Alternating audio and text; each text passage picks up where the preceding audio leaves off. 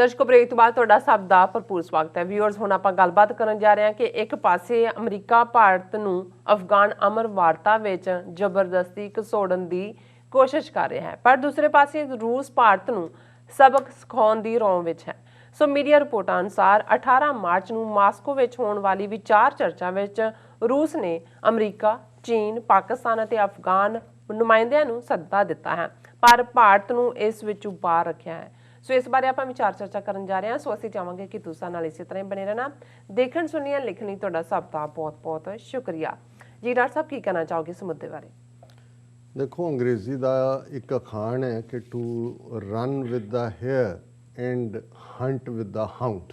जी, इसका मतलब ये है कि भी ਜ਼ਾਹਰ है कि एक पासे सिया खरगोश भज रहा है, बिल्कुल, उस दे पिछे शिकारी कुत्ता लगा होया। ਹੁਣ ਤੁਹਾਡੀ ਹਮਦਰਦੀ ਜਾਂ ਤਾਂ ਸਹਿ ਨਾਲ ਹੋਏ, ਤੁਸੀਂ ਕਹੋ ਜੀ ਵੀ ਖਰਗੋਸ਼ ਇੰਨਾ ਤੇਜ਼ ਭੱਜੇ ਕਿ ਉਹਦੇ ਤੋਂ ਬਚ ਜਾਏ ਉਹਦੀ ਮਾਰ ਤੋਂ, ਬਿਲਕੁਲ, ਤੇ ਜਾਂ ਤੁਸੀਂ ਕੁੱਤੇ ਦੇ ਨਾਲ ਹੋ, ਤੁਸੀਂ ਕਹੋ ਜੀ ਵਾਹ ਵਾਹ ਵਾਹ ਇਹ ਅੱਜ ਦੀ ਪਰਖ ਹੈ ਕਿ ਵੀ ਇਹਨੇ ਕਿੰਨਾ ਵੱਡਾ ਜੰਪ ਮਾਰ ਕੇ ਸਹਿ ਨੂੰ ਜਿਹੜਾ ਉਹ ਕਾਬੂ ਕਰ ਲੈਣਾ। ਹੁਣ ਤੁਸੀਂ ਇੱਕੋ ਵੇਲੇ ਸਹਿ ਨਾਲ ਵੀ ਤੇ ਕੁੱਤੇ ਨਾਲ ਵੀ ਦੌੜਨਾ ਚਾਹੋ, ਇਵੇਂ ਹੋਏਗਾ ਨਹੀਂ। ਔਰ ਹੁੰਦਾ ਇਹ ਹੈ ਵੀ ਇਸ ਨੂੰ ਜੇ ਅਸੀਂ ਪੋਲੀਟੀਕਲ ਅਰੀਨਾ 'ਚ ਦੇਖੀਏ, ਅਸੀਂ ਪਿਛਲੇ ਸੈਗਮੈਂਟ 'ਚ ਗੱਲ ਕੀਤੀ ਕਿ ਕਿਵੇਂ ਨਹਿਰੂ ਦੇ ਜ਼ਮਾਨੇ 'ਚ ਨੌਨ ਅਲਾਈਨਮੈਂਟ ਦਾ ਝੰਡਾ ਚੁੱਕਿਆ ਨਹਿਰੂ ਨੇ, ਦੋਨਾਂ ਤੋਂ ਹੀ ਮਦਦ ਵੀ ਲੈ ਲੈਣੀ, ਤੇ ਜਦੋਂ ਕੋਈ ਬੇਸ਼ੱਕ ਸੋਵੀਅਤ ਯੂਨੀਅਨ ਵੱਲ ਝੁਕਾਅ ਜ਼ਿਆਦਾ ਸੀ, ਉਹਦਾ ਆਪਣਾ ਵੀ ਮਾਈਂਡਸੈਟ ਉਸ ਕਿਸਮ ਦਾ ਸੀ ਥੋੜ੍ਹਾ ਬਹੁਤ, ਪਰ ਜਦੋਂ ਕੋਈ ਕੀ ਮੌਕੇ 'ਤੇ ਆਉਣਾ ਉਹਨਾਂ ਨੇ ਕਹਿਣਾ ਜੀ ਅਸੀਂ ਤਾਂ ਨੌਨ ਅਲਾਈਨਡ ਹੈ। ਅਸੀਂ ਕੋਈ ਕੋਲਡ ਵਾਰ ਈਰਾ ਸੀ, ਠੰਡੀ ਜੰਗ ਚੱਲ ਰਹੀ ਸੀ, ਸ਼ੀਤ ਯੁੱਧ ਜਿਹਨੂੰ ਕਹਿੰਦੇ ਸੀ, ਅਤੇ ਇੰਡੀਆ ਨੇ ਆਪਣੇ ਨਾਲ ਦੁਨੀਆ ਦੇ 100 ਤੋਂ ਜ਼ਿਆਦਾ ਦੇਸ਼ ਵੀ ਜੋੜੇ ਹੋਏ ਸੀ। ਇਹਨਾਂ ਦੀ ਐਨੂਅਲ ਕਾਨਫਰੰਸ ਵੀ ਕਿਤੇ ਨਾ ਕਿਤੇ ਹੁੰਦੀ ਸੀ ਨੌਨ ਅਲਾਈਨਮੈਂਟ ਦੇ ਥੱਲੇ।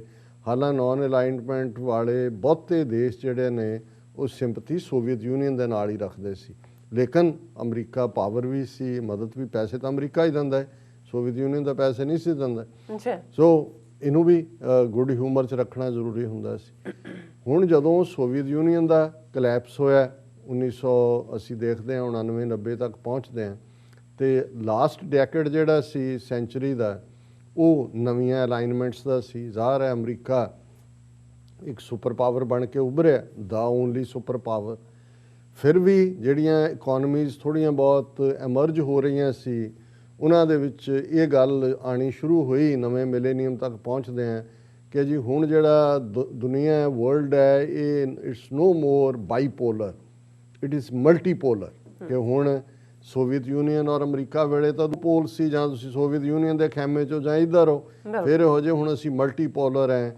ਉਹਦੇ 'ਚੋਂ ਫਿਰ ਇਹ ਬ੍ਰਿਕਸ ਵਰਗੀਆਂ ਔਰਗੇਨਾਈਜੇਸ਼ਨ ਵੀ ਨਿਕਲੀਆਂ, ਭਾਵੇਂ ਸੋਵੀਅਤ ਯੂਨੀਅਨ ਡਿੱਗ ਪਿਆ ਸੀ ਥੱਲੇ, ਟੁੱਟ ਵੀ ਗਿਆ ਸੀ, ਪਰ ਰਸ਼ੀਆ ਦੀ ਰੀਐਮਰਜੈਂਸ ਦੀ ਲਾਈਨ ਆਈ, ਉਹਦੇ 'ਚ ਫਿਰ ਬ੍ਰਾਜ਼ੀਲ ਇੱਕ ਗਰੋਇੰਗ ਇਕੋਨਮੀ ਸੀ, ਰਸ਼ੀਆ ਸੀ, ਇੰਡੀਆ ਵੀ ਆਪਣੇ ਆਪ ਨੂੰ ਵਿਸ਼ਵ ਗੁਰੂ ਸਮਝਣ ਲੱਗ ਗਿਆ, ਔਰ ਚਾਈਨਾ ਜ਼ਾਹਰਾ ਤੌਰ 'ਤੇ ਸੀ, ਔਰ ਸਾਊਥ ਅਫਰੀਕਾ ਵੀ।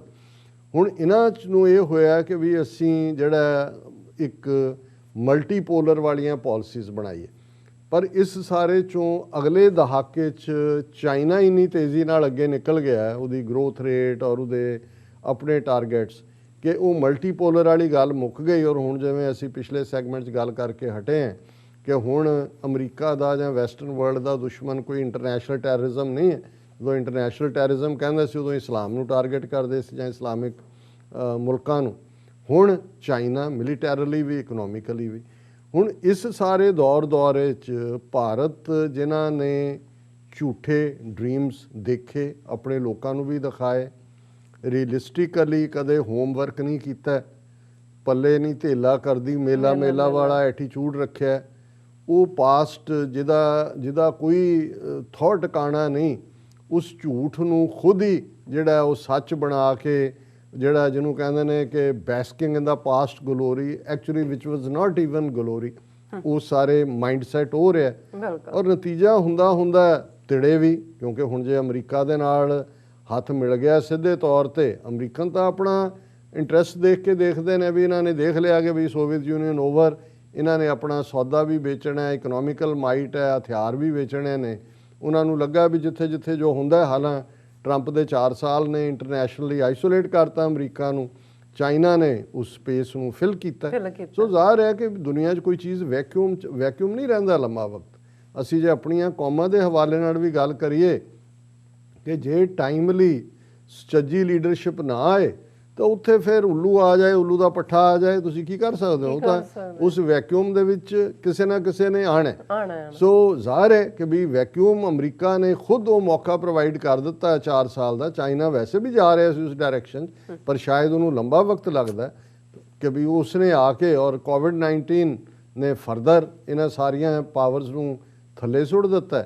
ਚਾਈਨਾ ਐਮਰਜ ਹੋਇਆ।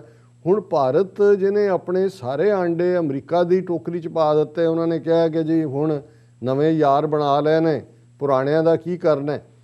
ਹੁਣ ਇਹ ਨਹੀਂ ਹੁੰਦਾ ਕਿ ਜੇ ਤੁਸੀਂ ਪੁਰਾਣੇ ਯਾਰ ਨੂੰ, ਜਿਹਨੇ ਤੁਹਾਡਾ ਦੁੱਖ ਵੇਲੇ ਵੀ ਸਾਥ ਦਿੱਤਾ ਹੁੰਦਾ ਹੈ, ਤੁਹਾਡੀ ਬਾਂਹ ਫੜੀ ਹੁੰਦੀ ਹੈ, ਹਰ ਪਾਸਿਓਂ ਤੁਹਾਡੇ ਨਾਲ ਆ ਕੇ ਖਲੋਤੇ ਹੁੰਦੇ ਨੇ, ਤੇ ਤੁਸੀਂ ਨਵੀਂ ਚਮਕ ਦੇਖੋ ਤੇ ਛੱਡ ਕੇ ਦੌੜ ਜਾਓ।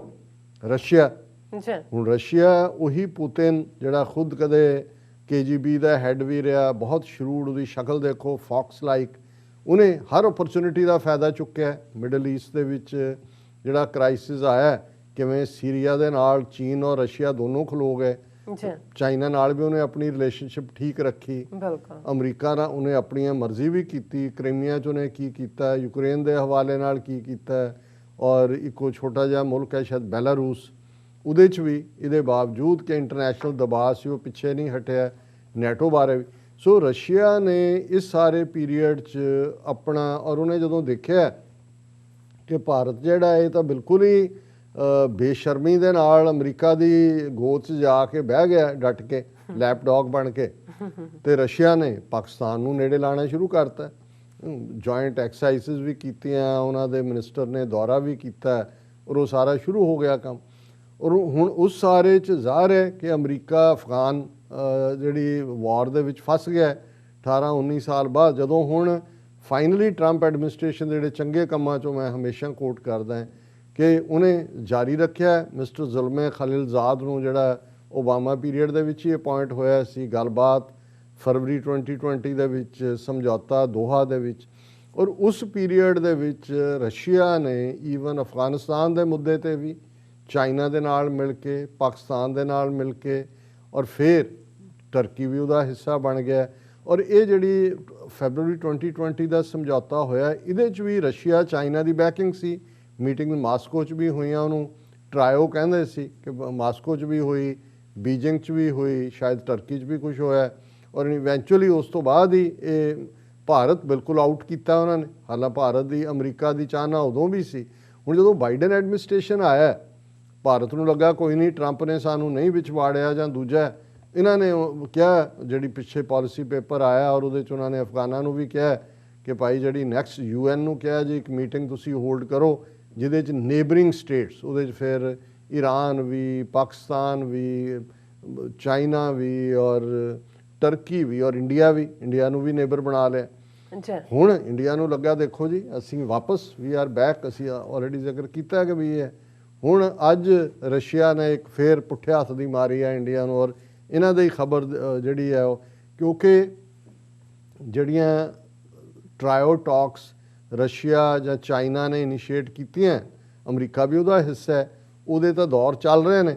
ਹੁਣ ਅਗਲੇ ਦੌਰ ਦਾ ਜਿਹੜੀ ਮੀਟਿੰਗ ਹੈ ਉਸ ਟਰੋਇਕਾ ਜਿਹਨੂੰ ਕਹਿੰਦੇ ਨੇ, ਉਹ ਉਹਨਾਂ ਨੇ ਰੱਖੀ ਹੈ ਮਾਸਕੋ ਦੇ ਵਿੱਚ 18 ਮਾਰਚ ਨੂੰ।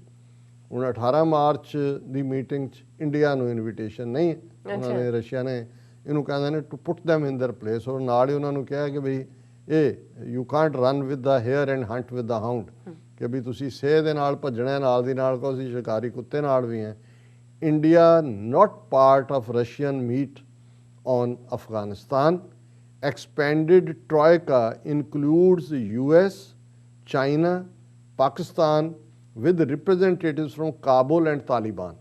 ਹੁਣ ਜਿਹੜੀ ਮਾਸਕੋ ਦੇ ਵਿੱਚ 18 ਮਾਰਚ ਨੂੰ ਇਹ ਟਰੋਇਕਾ ਦੀ ਮੀਟਿੰਗ ਹੋਣ ਜਾ ਰਹੀ ਹੈ, ਉਹਦੇ 'ਚ ਜ਼ਾਹਰ ਹੈ ਅਮਰੀਕਾ, ਚੀਨ, ਪਾਕਿਸਤਾਨ, ਤਾਲਿਬਾਨ ਦੇ ਨੁਮਾਇੰਦੇ ਔਰ ਅਸ਼ਰਫ ਗਨੀ ਐਂਡ ਅਬਦੁੱਲਾ ਉਹਨਾਂ ਦੇ ਨੁਮਾਇੰਦੇ ਹੋਣਗੇ।